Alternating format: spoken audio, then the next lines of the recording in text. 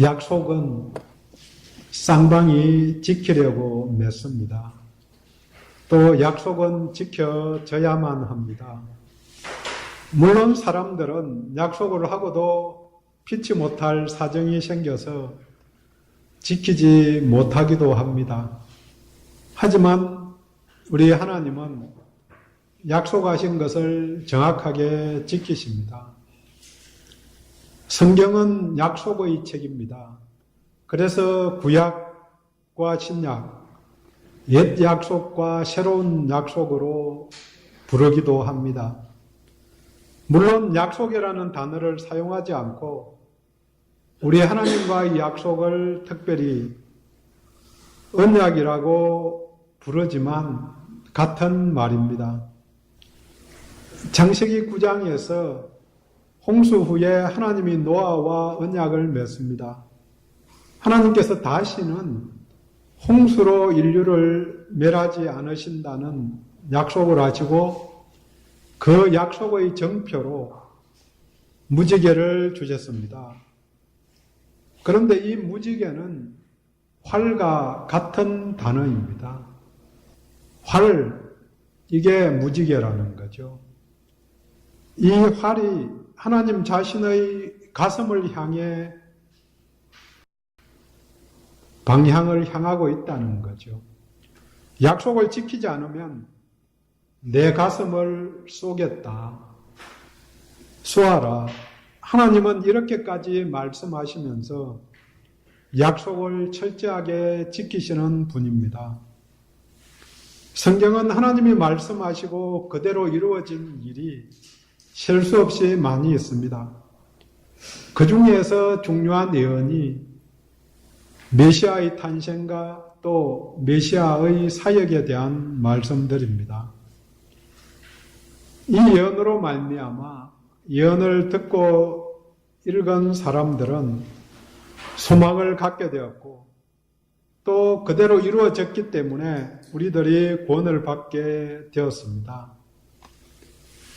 누구든지 자신이 중요하게 생각하는 가치를 다른 사람들도 중요하게 생각하고 존중해 주기를 원합니다. 하나님의 진리를 중요하게 생각하기 때문에 우리들에게도 진리를 따라 살라고 요청합니다. 하나님의 은혜가 풍성하시기 때문에 우리들도 다른 사람들에게 은혜를 베푸며 살라고 요청합니다. 마찬가지로 하나님이 약속을 중요하게 생각하시기에 하나님과 맺은 약속을 지키라고 요청하고 또 이웃과 맺은 약속도 잘 지키기를 원합니다. 오늘 본문 4절입니다. 이는 선지자를 통하여 하신 말씀을 이루려 하심이라. 선지자를 통해서 약속했던, 예언했던 내용이 예수님을 통해서 이루어지게 되었다는 말입니다. 그 예언이 메시아가 와서 나귀의 새끼를 탄다는 스가랴 9장 9절 말씀입니다. 시온의 딸아 크게 기뻐할지어다. 예루살렘의 딸이 즐거이 부를지어다. 보라 내 왕이 내게 임하나니 그는 공의로우시며 구원을 베푸시며 겸손하여서 나귀를 타시나니 나귀의 작은 것 곧 나귀 새끼니라. 그 예언에 따라 구원을 베푸셨고 겸손하게 나귀를, 그것도 어린 나귀를 타고 예루살렘에 입성하는 장면이 오늘 본문입니다. 예수님이 세상에 처음 나온 출생과 마지막 십자가를 지시기 전 예루살렘으로 들어가는 데에 나귀가 연결됩니다.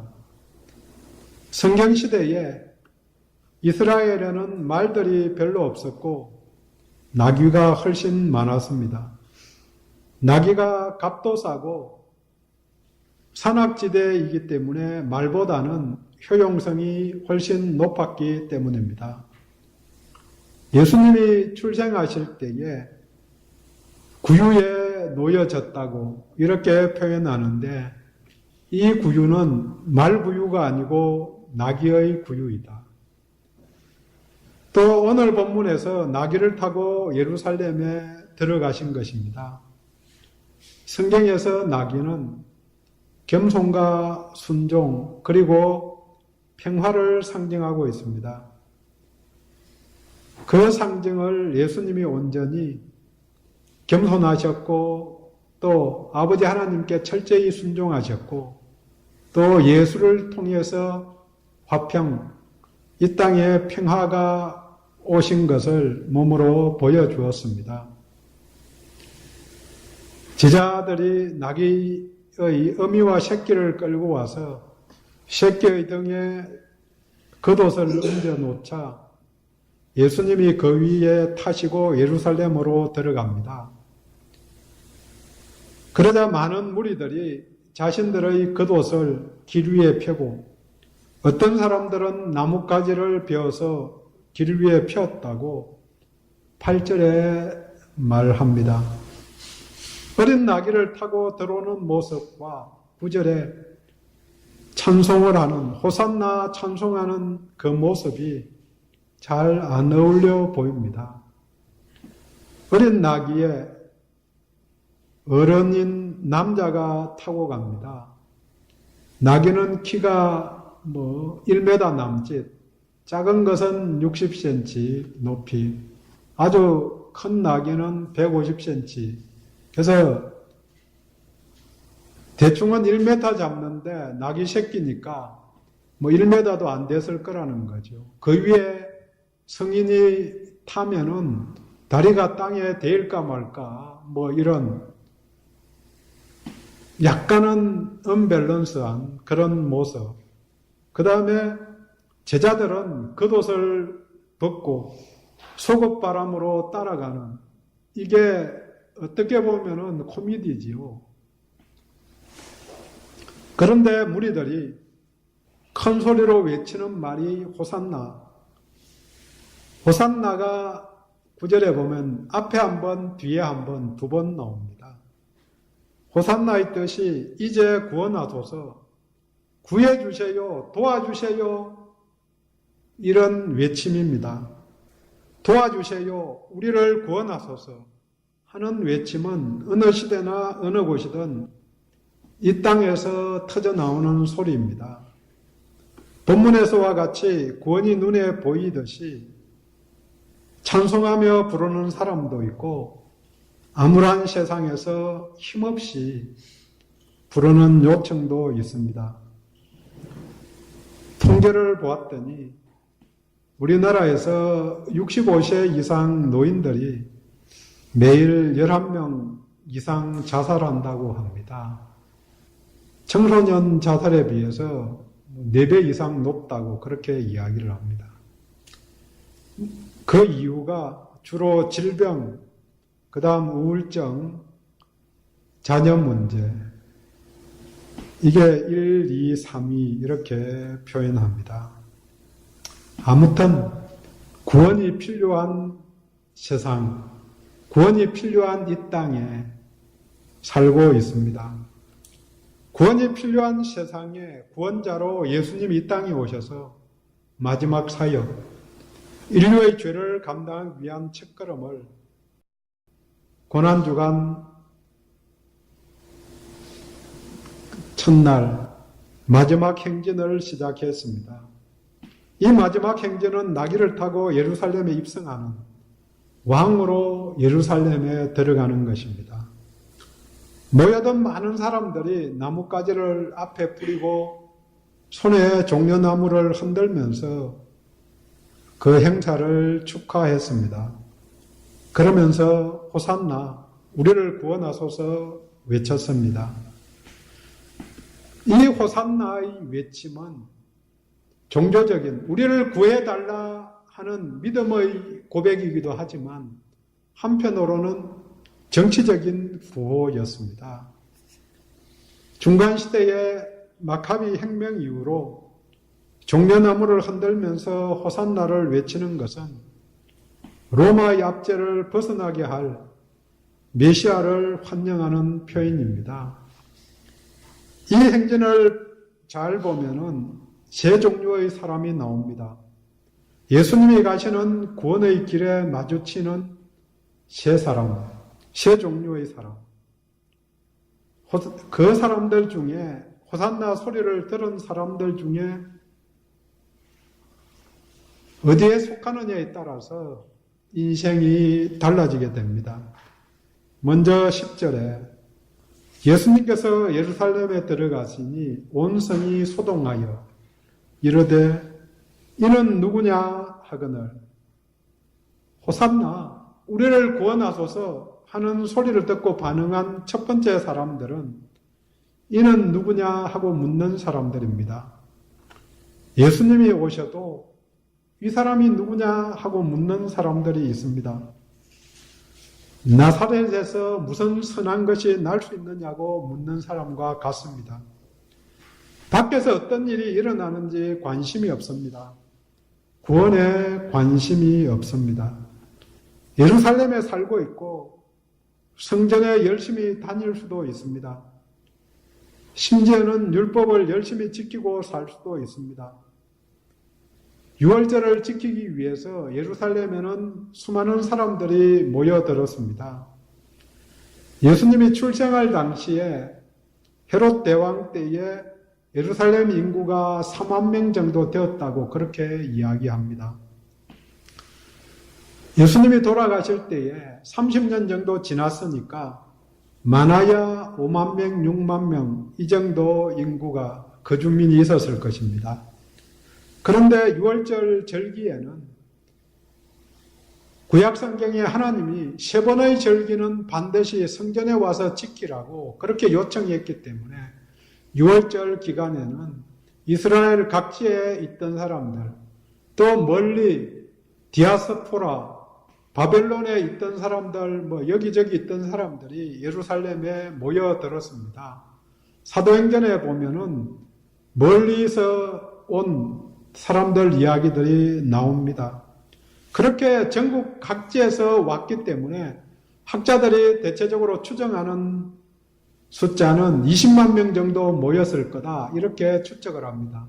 그런데 기록상에는 200만 명 이렇게 모였다고 그런 기록들이 있습니다. 그래서 그런 기록들은 200만 명 이것은 말이 안 된다. 조금 확대 해석해서 그냥 그렇게 많이 모였다고 이야기를 하고 일반적인 추측은 20만 명 정도, 거주민이 4만 명 정도 되는데 5만 명 정도 되는데 20만 명만 모여도 4배, 5배 이렇게 모이니까 그때를 생각하고 예관이 많은 것도 아닐 거고 대책이 없는 거죠. 숙소가 모자라서 집집마다 그때는 당연하게 외부에서 온 사람들을 손님으로 받았습니다. 그래서 우리 집에 방이 있다 없다를 어떻게 구별하는가? 문 앞에, 집 앞에 수건을 걸어 놓아서 수건이 있으면은 들어와도 된다. 우리 집에 방이 비어 있으니까 물론 방 비었다는 게 같이 지내고 이렇게 저렇게 어떻게든 사람을 수용할 수 있으니까 들어와도 좋다는 거고 표시가 없으면은 이미 찼다는 이야기죠. 당연하게 누구든지 예루살렘에 오면은 그렇게 환대하는 받아들이는 그런 문화가 이미 되어 있었던 거죠.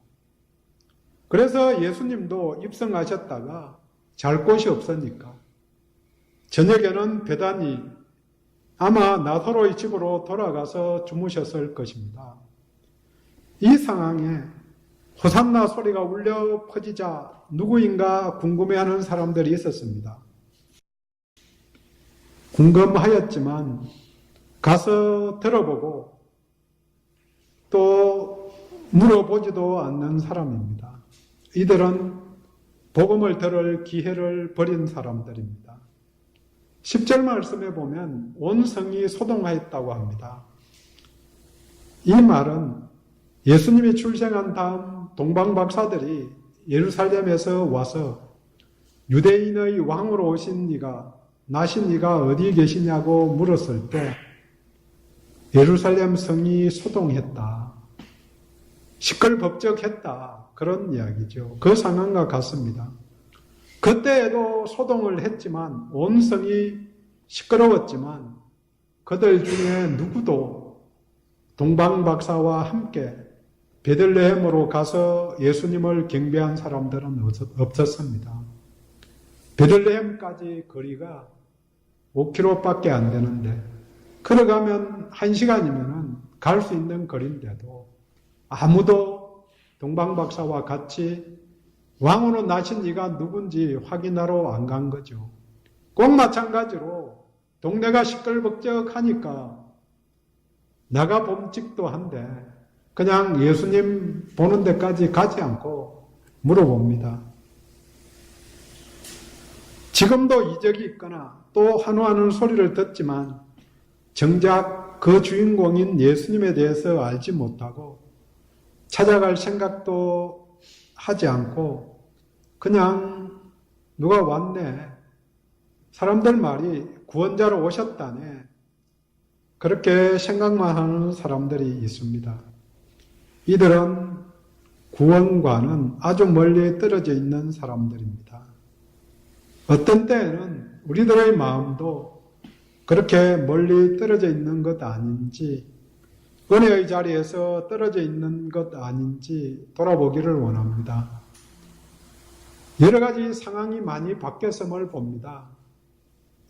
20년 전, 우리 학생들은 20년 전 기억을 거의 못하겠지만 그때만 해도 이웃교회에서 부흥회 한다면 부흥회 가서 같이 참여했거든요. 그렇게 은혜를 갈급하면서 사모하면서 어떤 말씀이든 계속해서 들으려고 그렇게 노력하는 그런 분위기였는데 지금은 자기 교회에서 부흥회도 참석하지 않는 게 대세로 흘러갔다고 그렇게 봅니다. 물론 저희 교회에서 부흥회 안 해보기도 했지만 어쨌든 분위기 자체가 이 사람들과 같이 내가 예수를 알고 믿었으면 됐지 그 다음에 무슨 노력을 더 해야 되냐, 어떤 관심을 갖고 내 부족함을 봐야 되느냐 생각을 별로 안 한다는 거죠. 호산나 우리를 구원하소서 하는 소리를 들은 두 번째 사람은 11절에 나사렛에서 나온 선지자 예수라고 말하는 사람들입니다. 이들은 반복해서 나사렛에서 나온 선지자 예수다. 그 사람 때문에 이런 소동이 일어난 거다. 이렇게 답을 해줍니다. 이들은 구원의 길에 반쯤 나간 사람들입니다. 예수가 어디 사람인지, 어디 출신인 줄 알기 때문에 나사렛 예수라고 알려줄 수 있는 사람입니다. 그리고 예수의 가르침과 많은 이적을 베푼 것을 알기 때문에 선지자라고 말합니다. 선지자 예수. 선지자 예수는 우리를 구원해 줄 수 없습니다. 구약에 많은 선지자들이 나옵니다. 물론 그들이 회개운동과 회복운동을 벌였습니다. 회복운동의 초점이 메시아가 오신다. 장차 올 메시아를 기대하면서 거기에 합당하게 우리가 준비하며 살아야 한다. 이게 회복운동의 핵심입니다. 그렇게 알려주는 사람, 준비하게 하는 사람이었지만 그들은 메시아가 아니었습니다. 그들이 구원자가 아니었습니다. 침례자 요한의 표현과 같이 구세주가 오실 길을 예비하는 자들일 따름입니다. 선지자는 하나님의 말씀을 맡아서 받아서 전달하는 자이기 때문에 가야 할 길을 알려줄 수는 있었습니다. 하지만 자신이 구원자는 아니었습니다. 그러니까 선지자를 보고 나아가면 멸망할 수밖에 없는 것입니다. 교회도 마찬가지입니다. 이 땅에서 살아가면서 사람을 보고 따라가면 멸망의 거리만 생길 따름입니다. 특별히 이단을 보고 따라가면 멸망의 길이 예비되어 있는 거죠. 어느 이단에서는 거짓말을 해서라도 구원을 시키면 된다, 이렇게 이야기하는 이단도 있습니다. 합리적인 생각을 하는 사람들 같으면 말도 안 된다. 거짓말을 어떻게 하냐? 그렇지만 거기에 폭 빠져들면 뒤가 보이는 거죠. 우리에게만 구원이 있는데 우리한테 끌고 와야 된다. 어떻게든 끌고 와야 된다. 그렇게 이야기하기 때문에 그게 눈에 확 꼽히면은, 마음에 와 닿으면은 그 앞에 있는 거짓말을 해도 된다, 이게 용납이 되는 거죠. 그런 이단에 여러 번 세뇌가 되고 들어가면은 다 내어놓고 가는 거죠. 우리들도 단순히 정보로만 예수님을 아는 사람들이 많이 있습니다. 또 정보로만 개인적으로 아는 사람들이 있습니다. 요새는 싫어하든 좋아하든 우리는 모두 홍준표를 알고 문재인을 압니다. 요즘 매일 TV에 나오니까 보고 알 수밖에 없는 거죠. 하지만 그렇게는 아무리 알아도 내 인생과는 무관합니다. 물론 직접적으로는 무관하지만 영향이 있죠. 누가 대통령이 되느냐에 따라서 청년들의 일자리가 활기차게 만들어질 수 있고, 누가 대통령이 되느냐에 따라서 어려움 당하는 사람들이 더 어려움을 당할 수 있기 때문에 영향이 간접적으로는 반드시 있죠. 지도자를 잘 뽑는 것 굉장히 중요하죠. 그렇지만 개인적으로는 크게 영향이 없는 거죠.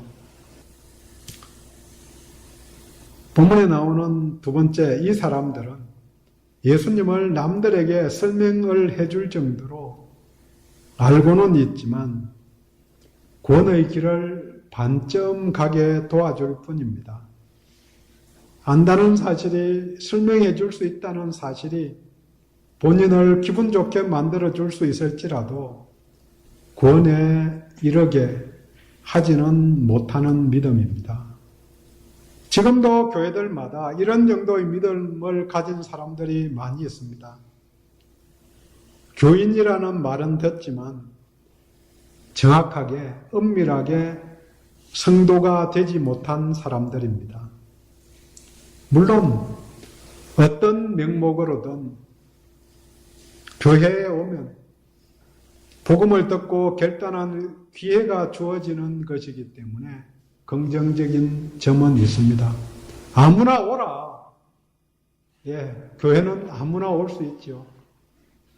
하지만 궁극적으로는 교회라는 모임을 통해서 예수 그리스도를 개인적으로 만나고 영접해야 하는 게 의미가 있는 일이죠. 본인이 내가 예수를 구세주로 또 주님으로 만나지 않으면 아무것도 아닌 거죠. 호산나, 우리를 구원하소서 하는 소리를 들은 또 외친 세 번째 사람은 9절, 호산나 다윗의 자손이여 찬송하리로다. 주의 이름으로 오시는 이여 가장 높은 곳에서 호산나 하고 외치는 사람들입니다. 이들이 이 말의 뜻을 정확하게 알고 사용했다면 주님을 제대로 알고 만난 사람들입니다. 다윗의 자손으로 또 왕으로 오신 분, 특별히 주의 이름으로, 하나님의 이름으로 오신 자 메시아입니다.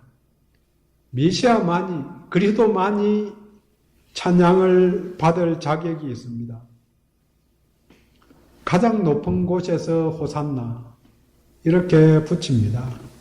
예수님이 탄생하셨을 때에 천사들의 찬송이 가장 높은 곳에서 하나님께 영광하는 소리입니다.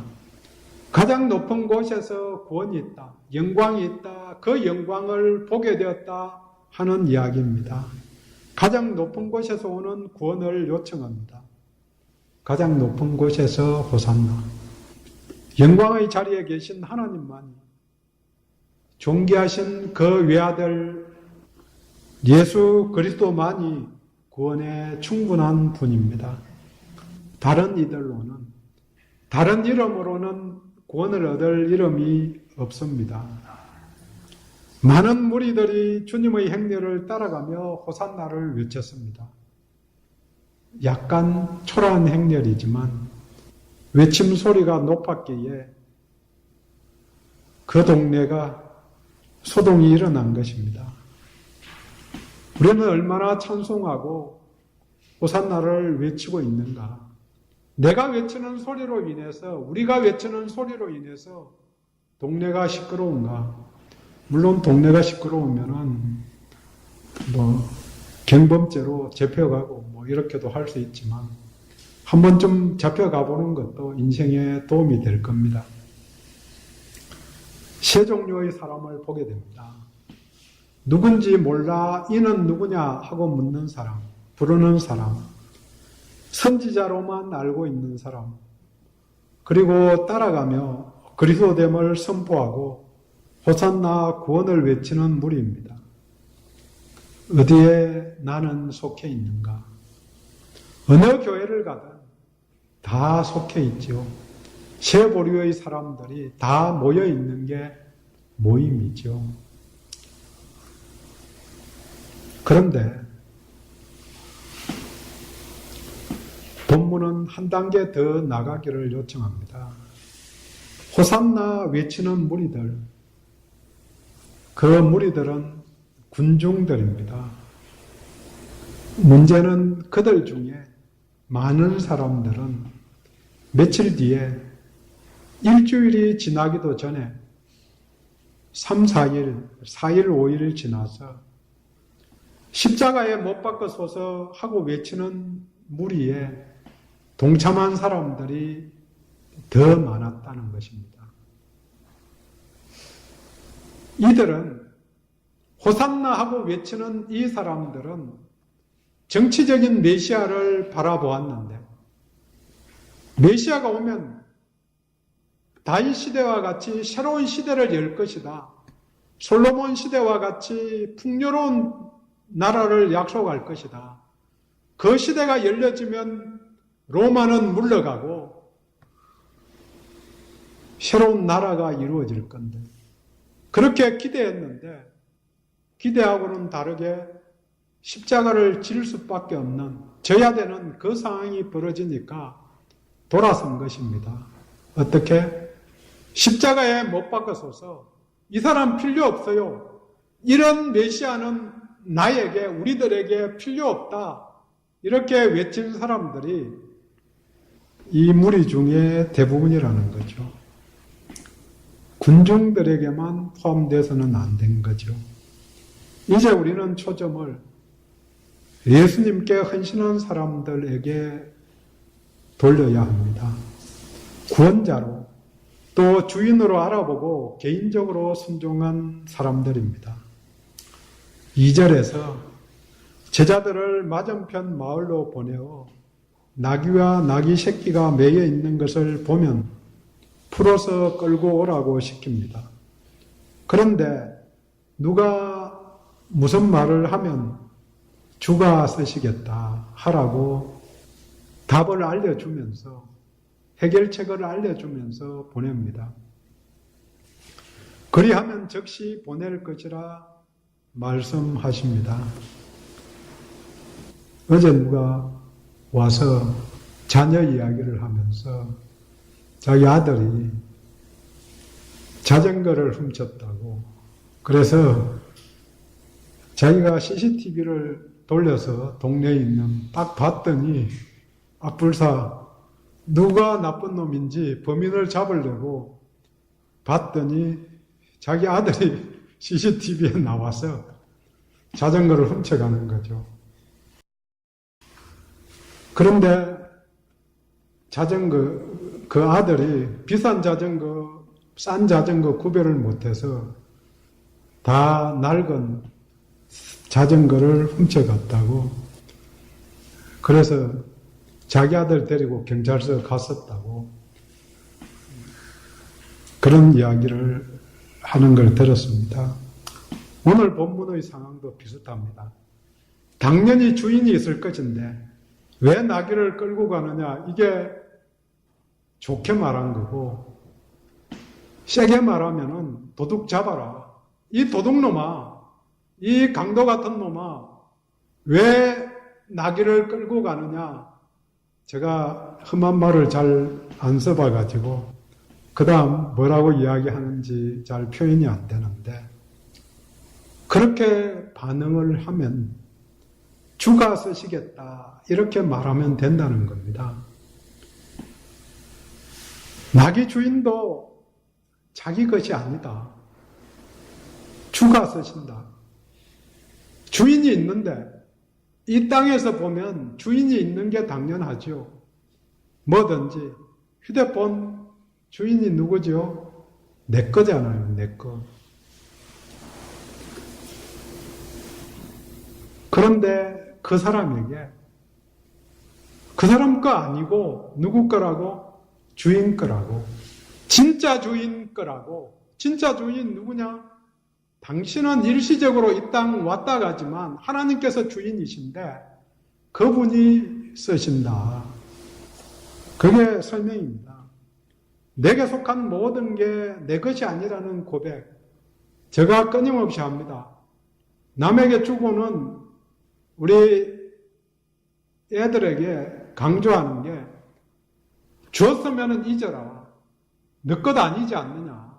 그러면은 돌려 안 받을 때에 섭섭한 마음 절대 없고 원망하는 마음 절대 생길 리가 없다. 왜 원망하는가? 주고는 돌려받을 걸 생각하니까 원망이 일어나는 거죠. 저놈 봐라. 내가 얼마나 베풀었는데 안 따라오냐. 또 표를 찍어야 되는데 내 편 안 돼. 이렇게 생각하는 게 인지상정이라는 거죠. 그렇지만 베풀었으면 잊어야죠. 내 것 아닌데. 베푼 것 자체도 내가 있으니까 준 거지. 물론 어떤 때에는 빌려서라도 줄 수 있죠.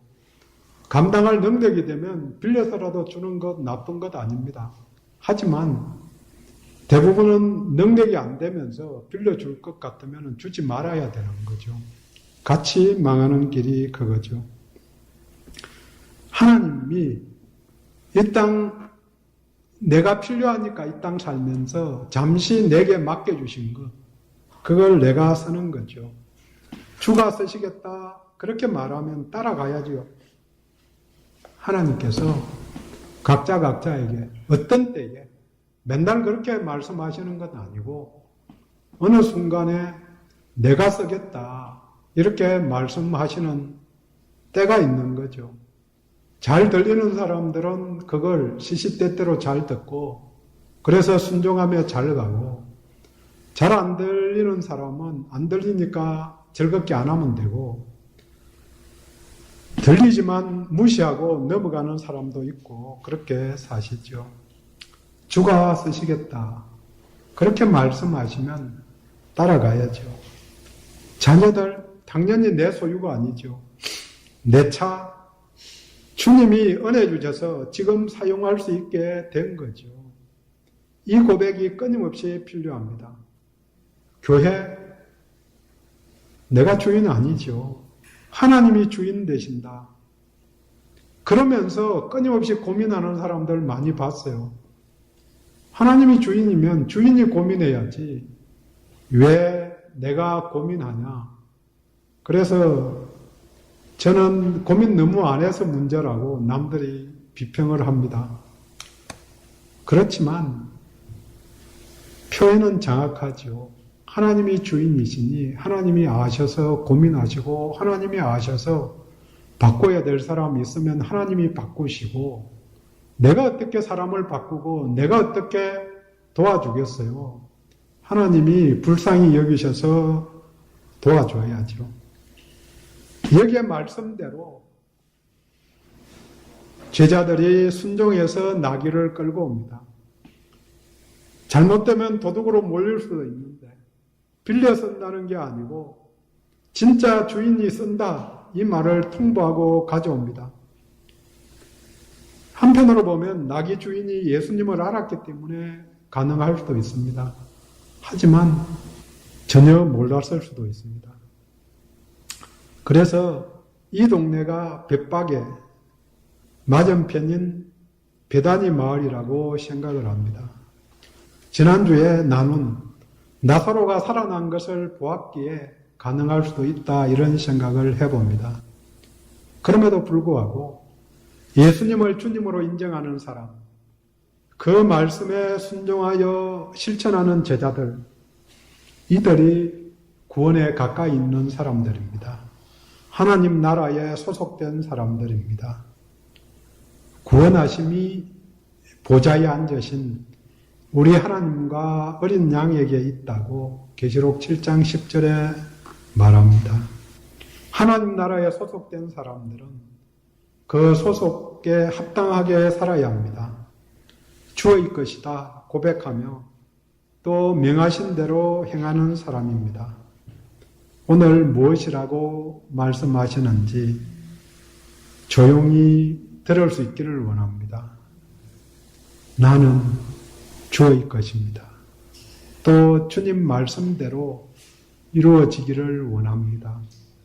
이렇게 고백하는 인생이 되기를 원합니다. 기도합니다.